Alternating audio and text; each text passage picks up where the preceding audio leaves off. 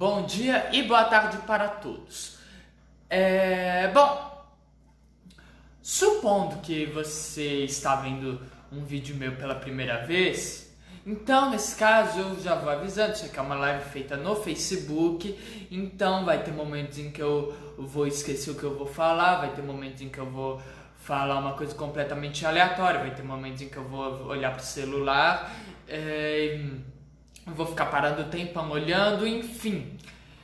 E no caso, enquanto eu estou esperando as pessoas chegarem, alguém já chegou, por favor, me avise quando eu puder começar. Então, nesse caso, como eu estou esperando as pessoas chegarem, você pode ir pra frente se quiser, porque se não quiser também é só não ir, nada te impede. Então, enquanto eu estou esperando, começou? Começou o quê? Não é pra eu começar? Eu não sei. Porque é claro que eu comecei. Eu já limpei a tela. Querem que eu limpe mais?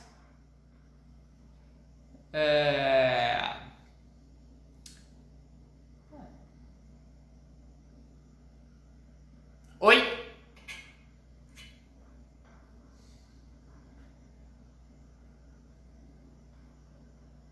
Bom, enquanto eu espero alguém falar que eu posso começar, eu vou ver se a página está marcada certa. É isso mesmo. Tá bom, vou limpar de novo, mas eu já tinha limpado.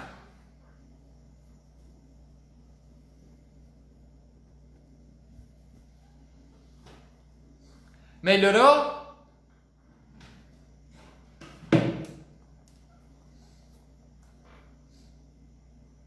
Posso começar? Ótimo! Como eu disse que eu iria fazer, primeiramente vivos vadios. Obviamente também vivos ladinos e malandros. E agora eu vou ler aqui um poema do Gregório de Matos, Guerra, também chamado de Boca do Inferno, por uma boa razão. E você já vai entender o porquê. No caso, esse poema aparentemente ele não tem um nome, mas ele, no livro Poemas Escolhidos de Gregório de Matos, descreve o que era naquele tempo a cidade da Bahia. A cada canto um grande conselheiro, que nos quer governar cabana e vinha. Não sabem governar sua cozinha e podem governar o mundo inteiro. Em cada porta um bem frequente olheiro, que a vida do vizinho e da vizinha pesquisa, escuta, espreita e esquadrinha, para o levar à praça e ao terreiro. Muitos mulatos desavergonhados, trazidos sob os pés os homens nobres, postas nas palmas toda a picárdia. Estupendas usuras nos mercados, todos os que não furtam muito pobres, e eis aqui a cidade da Bahia. Bom, é o seguinte, gente, para quem não sabe, Gregório de Matos Guerra, o famoso Boca do Inferno, foi um poeta do século... Deixa eu ver, qual é que era o século? Era o século XIX... Acho que 17. Ou 17 ou 18, agora eu não tenho certeza. Não, é 18. É do século 18. E no caso, ele, sendo um português do século 18, ele, em vários momentos da poesia satírica dele, ele se demonstra racista. Mas até aí a gente está falando de um cara do século 18, né? Fazem tipo uns 300 anos atrás. Então, a gente tem que relativizar, eu não acho certo a gente julgar, a gente tem que entender pelos olhos da época. Só que por que eu escolhi esse poema? Esse poema ele é interessante porque ele diz justamente da elite baiana, né? Que se consideram todos ricos, brancos, quando na verdade é tudo mulato, tudo mestiço. E que no caso assim, dele português achava um absurdo ter que obedecer os mestiços. Século XII? Não. É 17 ou 18, Marisabel Gregório. E no caso, por que eu escolhi esse poema? Porque a gente está falando de um cara do século XVIII que já percebeu, já dizia que não havia mais brancos puros no Brasil, era tudo mestiço. Então, apenas trazendo uma reflexão novamente. Por que é que as pessoas ainda insistem em... É século XVII, o Gregório? Obrigado. Tava em dúvida se era 17 ou 18. Ou porque... Ah, verdade, é 17. Eu tava pensando que o século XVI era a partir de 1601. Enfim, a reflexão que eu queria trazer era o seguinte: o Gregório que no século XVIII, o Gregório de Matos já percebeu que todo mundo era mestiço aqui. Então, por que é que as pessoas continuam hoje querendo dizer que não são? É apenas essa reflexão, né? Que tem várias razões para isso. E agora, falando do tema de hoje, o tema de hoje, no caso, vai ser as fugas praticadas pelos escravos. Bom, acho que, para começar, a gente tem que saber o que é uma fuga praticada pelo escravo. É basicamente o seguinte: a forma mais comum, a forma que as pessoas costumam pensar quando pensam em uma resistência escrava. Por quê? Porque a fuga nada mais é que sair de onde você está e ir para um outro lugar, né? Fugir do local em que você está, da opressão que você que está te oprimindo. Não sei se a opressão que está te oprimindo é certo, mas enfim, oprimindo é a melhor palavra que vem à mente. Porque o que acontece? Se você não aceita uma situação, você tem duas coisas a fazer. Ou você não aceita e age da maneira que você quer, que é a vadiagem. O único problema é que as pessoas eram castigadas por praticarem vadiagem. E a outra forma é você fugir, né? A coisa as duas coisas mais simples do mundo. Ou você não faz nada ou você foge. No caso, fugir era mais preferível, justamente porque há uma perspectiva de você ter a liberdade dessa opressão, se não acabar, no mínimo reduzir, se não para sempre, no mínimo temporariamente, né? E então, para vocês terem ideia, deixa eu olhar aqui os nomes. O escravo Victor da fábrica de ferro de São João do Ipanema, em 1821, segundo os relatórios, já tinha fugido 4 vezes. E o escravo Manuel Teixeira, segundo o ofício do diretor da fábrica de Ipanema para o ministro e secretário de Estado dos Negócios da Guerra, de 4 de 1840, acho que é 4 de abril, né? Não sei não. Ele escreveu o seguinte: Manuel Teixeira é incorrigível, vadio e só na fuga parece-me que já passa de 20 vezes. Então, assim, os escravos fugiam muito. Bom, agora, antes de entendermos a fuga, esse fenômeno da fuga, e começarmos a ver casos propriamente ditos, eu vou colocar aqui a música que eu falei que ia trazer hoje. No caso, vai ser cantada pelo Mestre Traíra no CD dele, e é A Peleja do Riachão com o Diabo.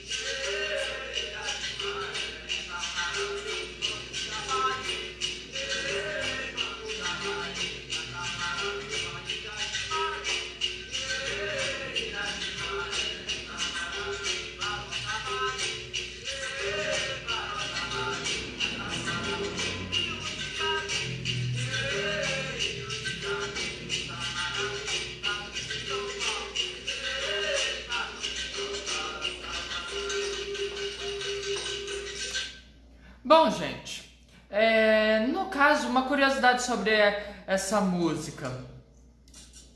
A Peleja do Riachão com o Diabo, na verdade, não é originalmente uma música de capoeira, é um cordel. Quem quiser ler depois na internet inteiro, porque isso é só o início, tem na internet, é só escrever A Peleja do Riachão com o Diabo, coloca um PDF para garantir que acha. No caso, no cordel, ele não se trata de um escravo fugitivo, o que seria, no caso, o diabo. Mas não vou contar de quem que se trata. Se você quiser saber, vá ler o cordel. Mas o que importa mesmo é a interpretação que se tem quando se ouve só esse trecho, né, que é o início desse cordel, que conta como o Riachão e o Diabo se encontraram, e aí conta o início da peleja deles. Peleja, para quem não sabe, é luta, disputa. Bom, e no caso, pelo que ele vai falando, realmente é como se ele fosse um escravo fugitivo. E é justamente sobre isso que a gente vai falar. É sobre os escravos fugitivos. Então vamos começar entendendo quem eram os escravos fugitivos. Depois vamos entender por que é que eles fugiam, né? Quais as razões para fugir. E aí depois vamos contar como é que se dava essa fuga, como é que essa fuga conseguia se sustentar. E aí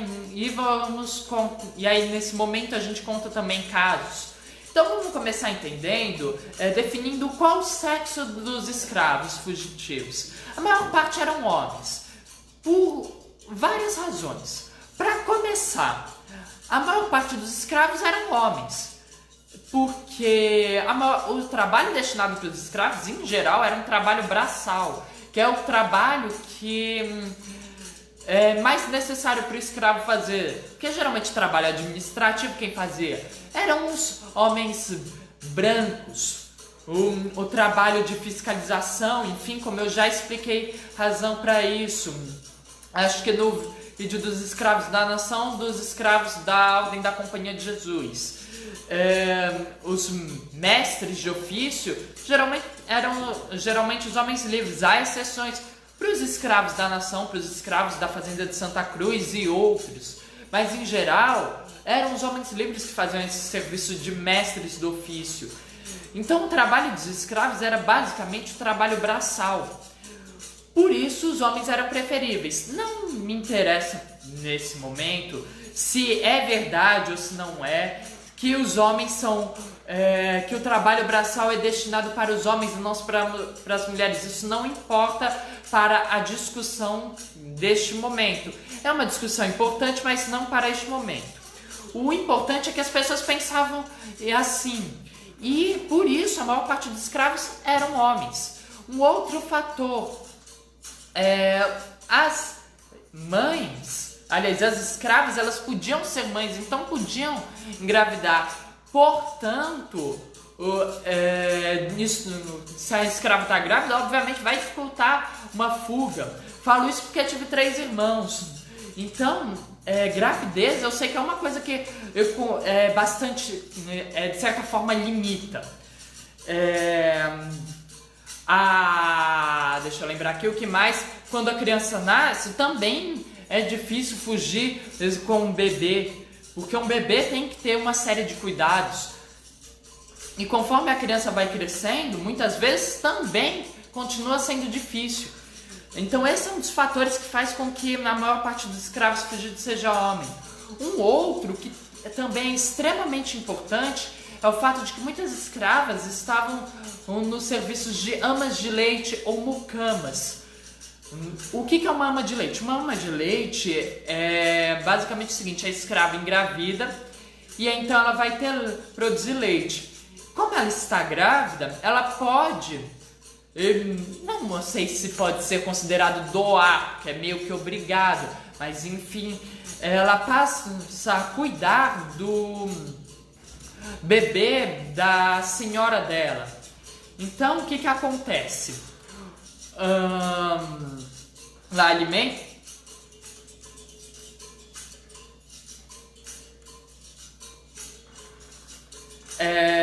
Porque o que acontece? A ama de leite ela alimenta o bebê, ela cuida quando a criança cresce. Então há um laço afetivo, né? Há um vínculo afetivo. E tanto entre a criança quanto entre a ama.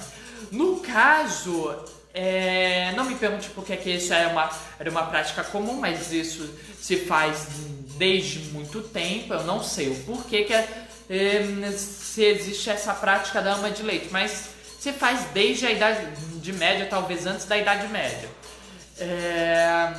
No caso, um exemplo para vocês terem dessa afetividade, tem aquela música do Boa Voz, eu já disse aqui, Preta Bar. Se vocês quiserem, vão lá ouvir. E que é a mucama? A mucama também é chamada de mucamba. Para entender qual é a função dela, vamos primeiro entender a origem dessa palavra. Vem de macamba, que é uma palavra do idioma quimbundo, que significa que designa a escrava concubina. Ou seja, é a escrava cujo objetivo é saciar os desejos sexuais do senhor dela. E mais do que isso, no caso aqui, as mucamas, elas também cuidavam dos afazeres domésticos, elas iam a passeio com as senhoras também. Então, há uma relação afetiva.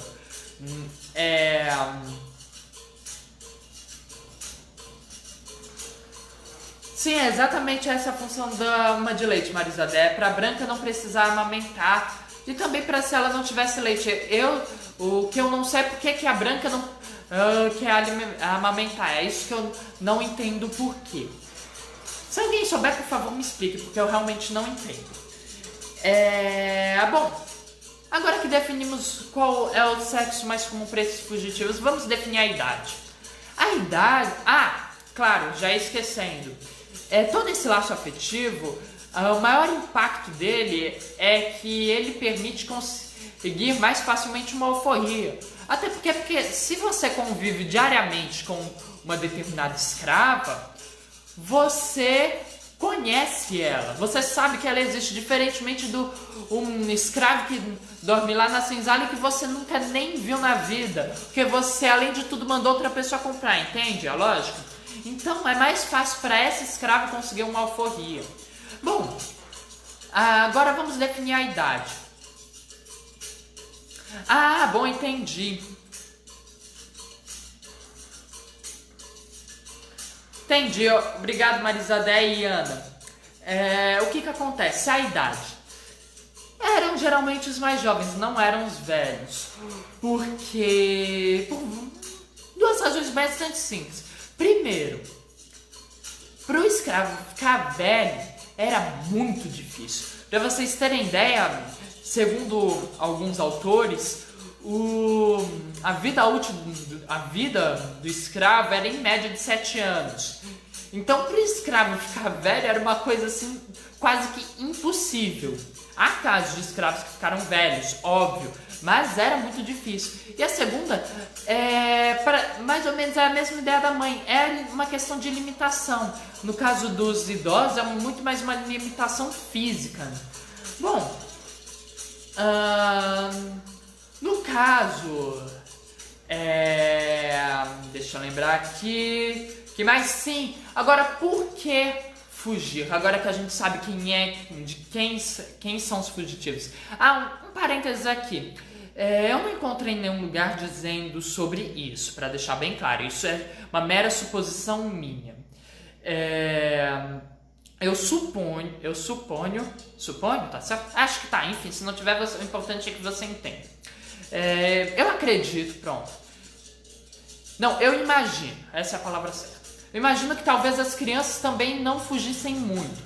Primeiro porque as crianças, obviamente, não estariam em uma quantidade tão grande. Segundo, porque criança também tem certas limitações.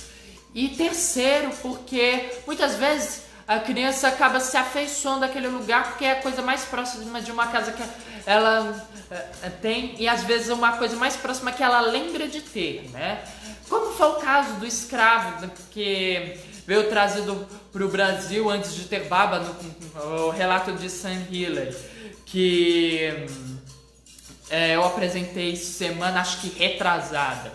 Bom, agora falar por que os escravos fugiam.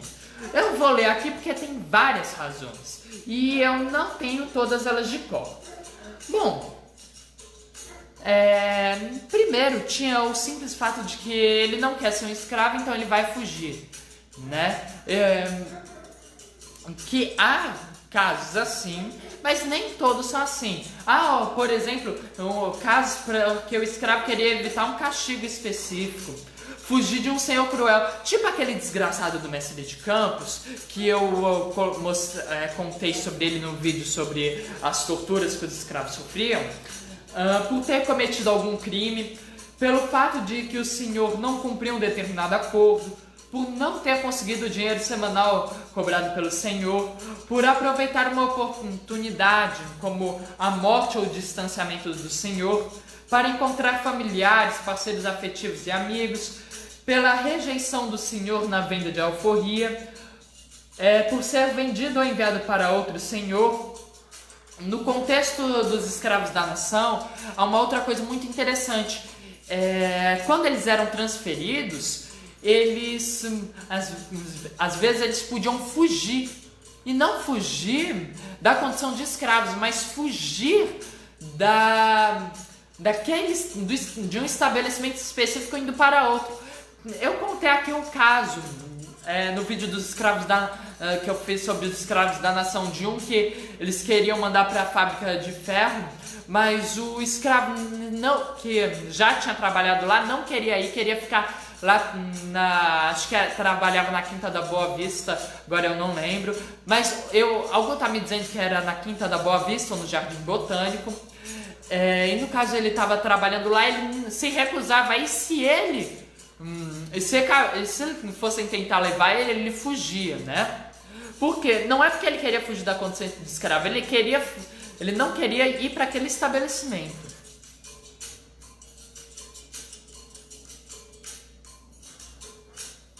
Sim, é exatamente essa ideia, Ana.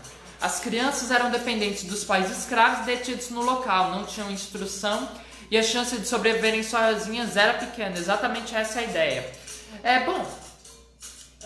E uma outra razão para fugir, que essa eu acho assim, a razão mais maravilhosa de todas, é simples. Só para ficar vadiando. É uma coisa que eu acho maravilhosa. Muitos escravos eles fugiam para ficar vadiando. No caso também havia casos de escravos que fugiam porque o senhor não para ir trabalhar de aluguel, mas sem que o senhor deixasse. Bom, agora que a gente entendeu todas essas razões, vamos entender então uma outra coisa. Há dois tipos de fugas. Há uma fuga coletiva, quando vários escravos de um determinado local decidem fugir. E isso geralmente vai acontecer por causa de alguma mudança que aconteceu na forma de tratamento. Uma desses exemplos é a que ocorreu na revolta do Engenho de Santana, que a gente vai falar depois especificamente sobre. A outra seria o êxodo de Capivari, que no caso vai ser o tema da próxima semana. Mesmo que tenha só 5 minutos, eu vou fazer um vídeo específico sobre esse êxodo, porque é um caso incrível e muito desconhecido, e eu acho que devia receber uma atenção especial. Então, mesmo que tenha 5 minutos, eu vou fazer separado. Bom. E a fuga individual, que é uma fuga que parte geralmente por essas razões que eu falei e pelo próprio indivíduo, que decide num determinado momento fugir. Só que tem um detalhe interessante.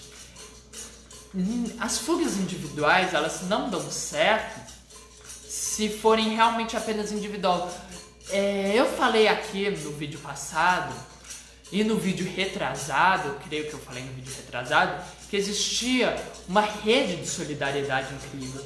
Esse trecho aqui que eu vou ler, ele tá naquele trabalho dos escravos da nação, que agora eu não sei o nome, eu acho que é o público e o privado da escravidão brasileira, que diz sobre isso. Eu vou ler aqui, que eu achei muito representativo o que a elite pensava dessa rede. Quilombolas e livres estabeleceram uma rede de relações de solidariedade que podia ser vista pelos membros da elite proprietária e pela administração da fábrica como uma verdadeira sociedade conspirativa. Olha que coisa maravilhosa, né? O que acontece? Essa rede de solidariedade era estabelecida entre os escravos, os forros, os homens livres e os quilombolas, numa espécie de auxílio mútuo para os escravos. E mais do que isso, também foi o que permitiu o desenvolvimento dos furtos e dos roubos. Como aquele caso que eu falei no vídeo passado, eu acho que foi o último caso que eu contei, explica muito bem, permite a gente entender muito bem essa incrível rede. E essa rede, para vocês terem uma ideia, vai muito além daquilo que daquele caso. Por exemplo, para vocês terem uma ideia, há um caso, deixa eu ver aqui os nomes, a da negra Joana, que era originária da fazenda de Santa Cruz, e um dia ela fugiu. E o administrador da fazenda concluiu que ela fugiu para os quilombos que ficavam lá perto, porque ela roubava comida e roubava roupas para dar para os quilombolas. Um outro caso que os escravos da fazenda de Santa Cruz deram asilo para o escravo do capitão João de Medeiros, que estava envolvido no roubo de ouro lavrado. Um outro exemplo foi um que eu li faz um tempo. Se eu não me engano, quem escreveu o texto tinha sido um professor da USP, da Faculdade de História da USP, mas eu não tenho certeza, eu só tenho certeza de que era professor de alguma universidade, que ele contou o seguinte, era sobre a origem das oferendas praticadas no candomblé. E ele escreveu que originalmente essas oferendas, na verdade, tinham como objetivo auxiliar os escravos fugitivos. Por quê? Porque eles pegavam e ofereciam comida, bebidas e colocavam nas estradas onde eles sabiam que os escravos que fugiam passavam. E eles colocavam velas para evitar que os animais comessem, né? Então, assim, isso é só mais um exemplo dessa rede de solidariedade incrível. Deixa eu ver, aqui sim, a última coisa. A última parte agora, que é importante a gente entender nessa questão da fuga. Se você é o senhor de engenho, o seu escravo fugiu, você descobriu que ele fugiu, você não pode deixar pra lá, porque se você ignorar isso, os outros escravos vão começar tudo a fugir também. Então você tem que capturar ele e castigar ele, né? Torturar ele.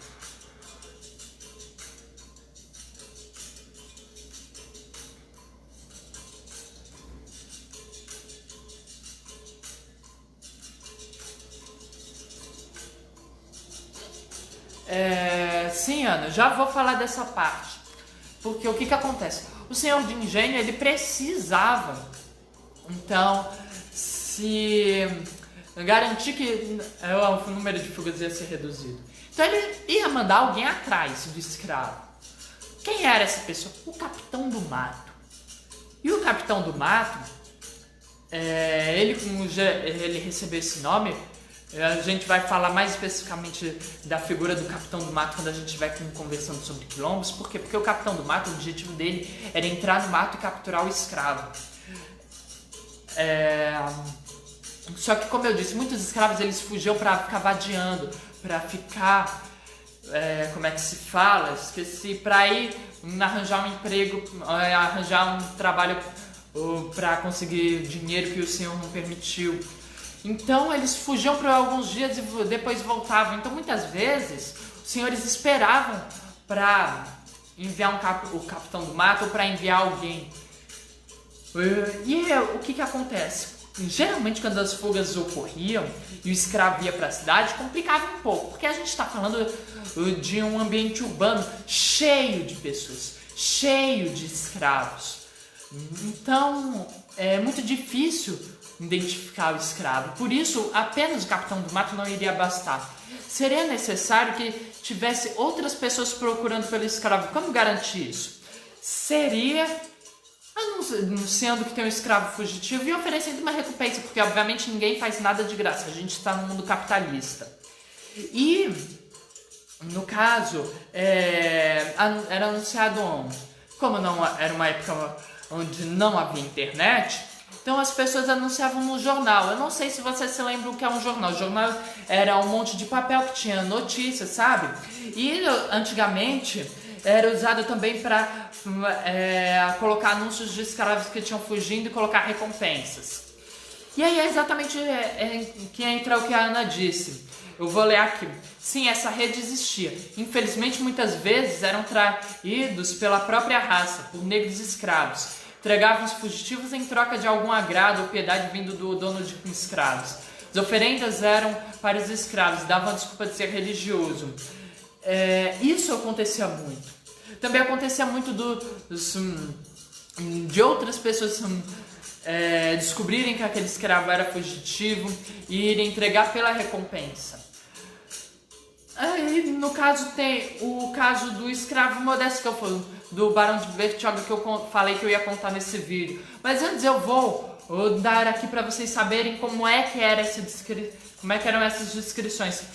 Essa imagem aqui foi baseada no desenho que está no cartaz de um escravo que eu coloquei no Facebook. Não coloquei apenas o desenho, eu coloquei também o cartaz para quem quiser saber. Mas para quem não viu, eu vou ler aqui o seguinte: crioulo fugido, 50 mil réis. Agora não lembro se mil réis eram 50 contos de réis. De Alviçarás. Anda fugido desde o dia 18 de outubro de 1854. O escravo crioulo de nome Fortunato, de 20 e tantos anos de idade, com falta de dentes na frente, com pouco ou nenhuma barba, baixo, reforçado e picado de bexigas que leva há poucos anos. É muito pachola, mal encarado, fala apressado e com a boca cheia, olhando para o chão. Costuma às vezes andar calçado, intitulando-se Forro e dizendo chamar-se Fortunato Lopes da Silva. Sabe cozinhar, trabalhar de encardenador e entende de plantações da roça, donde é natural. Quem o prender, entregar à prisão e avisar na corte ao senhor Eduardo Leimer, Rua da Quintana, número 77, receberá 50 contos de réis de gratificação. Como eu espero que vocês tenham percebido, não se trata apenas de uma descrição física, mas se trata de uma descrição do que é que ele sabe fazer e uma descrição comportamental. Porque como ele disse aqui, para quem não percebeu, fala apressado e com a boca cheia, olhando para o chão, né? Então, Isso é uma descrição de um comportamento. Tudo para facilitar a identificação do escravo fortunato.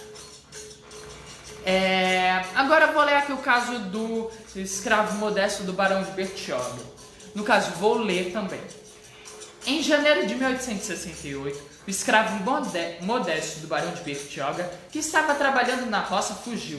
Por 2 meses, morou em várias casas e conseguiu emprego, usando o nome de Roberto e dizendo ser forro. Ele conseguiu emprego na casa de Francisco José Pires dos Santos, como carpinteiro, para trabalhar em suas terras. O vizinho dele, João Querubino Terra, lavrador que morava na fazenda de Santa Cruz, soube do roubo ocorrido na casa do Barão de Bertioga, da fuga do escravo modesto pelo jornal. Ao ver o suposto forro carpinteiro, chamado Roberto, contratado por Francisco José, ficou desconfiado, pois morava lá há muitos anos e não conhecia nenhum Roberto. Por isso foi até a cidade e contou ao barão, que lhe ofereceu 1 conto de réis, ao invés dos 500 mil do anúncio. Ah, desculpa, então eram só 50 mil réis, não eram 50 contos do Fortunato, tá? Então Terra foi até a casa de Pires junto com seu cunhado, inspetor de quarteirão. Esperaram o suposto Roberto chegar e questionaram se era escravo. Então esse confessou que era modesto e disse que iria pedir o apadrinhamento do doutor João Nogueira Penido. E ofereceu 2 contos de réis para a Terra para não ser entregado, mas voltou atrás. Bom, no caso, essa história do Modesto, vocês já eu imagino que vocês já sabem como termina. E se não sabem, é só irem ver o vídeo da semana passada. No caso, ele explica muito bem como é que muitas vezes se dava essa identificação, explica as estratégias usadas pelos escravos em geral. Bom, por hoje era só isso mesmo. Próxima semana a gente conversa sobre mais um caso de fuga, que no caso é o êxodo de Capivari. E é só isso mesmo, até a próxima semana. Por favor, compartilhem meu vídeo. Ele vai estar no YouTube em acho que uns 15 minutos no máximo. E era só isso mesmo, até a próxima semana.